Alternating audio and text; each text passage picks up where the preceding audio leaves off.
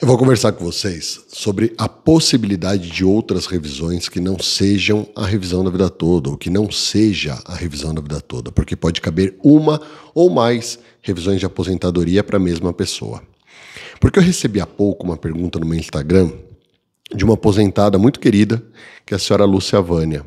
E ela me perguntou o seguinte: João, eu ouvi falar sobre uma revisão X e eu queria saber se interfere na revisão da vida toda, porque pelo que eu entendi não interfere. Qual é o caso?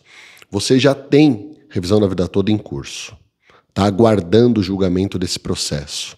Vocês sabem como está o processo da revisão da vida toda.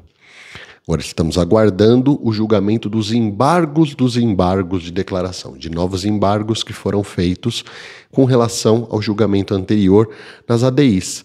A revisão da vida toda em si, o tema 1102, ele está suspenso, aguardando uma decisão do Supremo naquele processo que ainda não houve.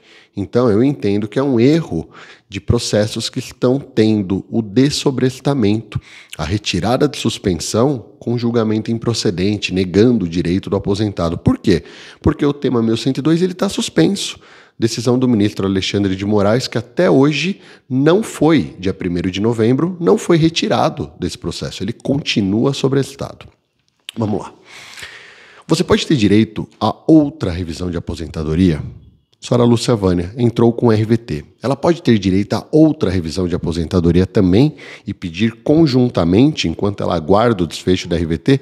Normalmente, não há influência. Não é porque você entrou com uma revisão de aposentadoria que você não pode entrar com outra.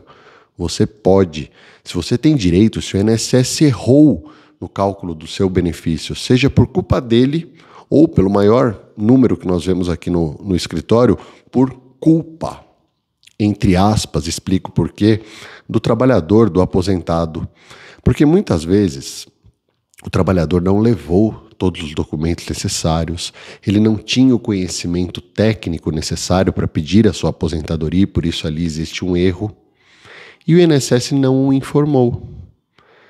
Deveria haver uma maior clareza nos direitos previdenciários, mas eles não existem. A gente sabe que na prática é algo muito técnico, difícil, que é uma minoria da população que tem conhecimento. Agora, com o YouTube, isso cada vez está mais sendo passado ao trabalhador, os seus direitos.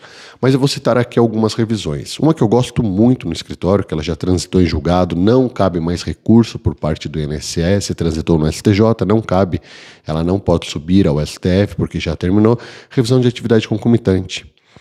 Se você trabalhou em 2 ou mais empresas, funções, períodos diferentes e contribuiu nesses períodos, o INSS ele não somava até 2019 as atividades.